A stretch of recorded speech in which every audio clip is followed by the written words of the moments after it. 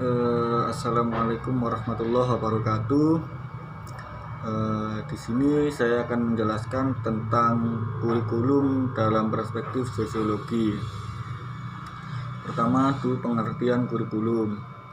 Kurikulum secara sosiologis itu tidak hanya membahas tentang rangkaian proses pembelajaran atau pedoman pembelajaran.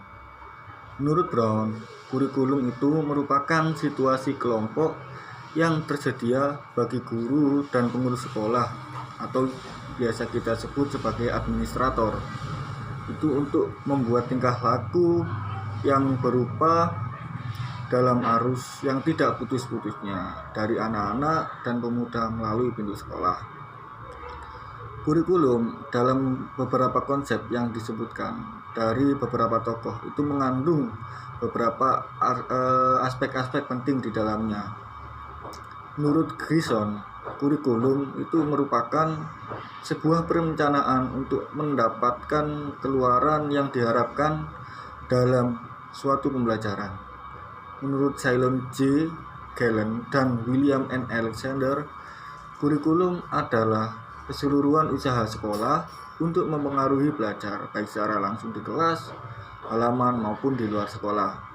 Atau menurut Inglow yang menyebutkan bahwasanya kurikulum merupakan semua pengalaman yang direncanakan yang dilakukan oleh sekolah untuk menolong para siswa dalam mencapai hasil belajar kepada kemampuan siswa yang lebih baik.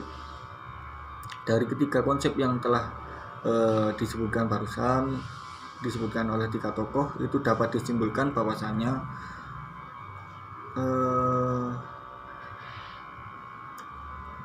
kurikulum itu pada dasarnya mempunyai tiga aspek, yaitu perencanaan, usaha belajar, dan hasil belajar.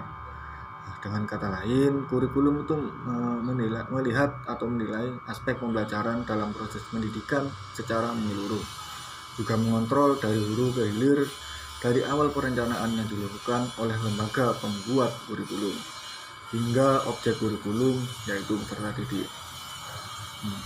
Secara garis besar, pengertian kurikulum dalam perspektif sosiologis itu tidak hanya sebagai perangkat pembelajarannya saja, tapi juga alat untuk mengontrol atau memonitor dan mengevaluasi pengembangan peserta didik sebagai objek kurikulum. Itu yang selanjutnya adalah tipologi kurikulum. Menurut Abu Ahmadi, ada pembagian kurikulum itu ada tiga bagian. Yang pertama, the classical curriculum, yang kedua the vocational curriculum, yang ketiga life adjustment curriculum. Itu yang pertama, the classical curriculum, itu kurikulum yang menekankan pada bahasa asing, bahasa kuno, sejarah sastra, matematika, dan ilmu murni. Yang kedua, the vocational curriculum, itu kurikulum yang menyiapkan peserta didiknya untuk siap kerja dan hidup layak di masyarakat. Dan yang ketiga itu life adjustment curriculum, yang di sini kurikulum itu menitik beratkan pada pembangunan kepribadian dari kurikulum pengalaman kehidupan. Mungkin cukup itu yang dapat saya sampaikan. Untuk materi selanjutnya saya serahkan kepada presentator yang lain. Terima kasih.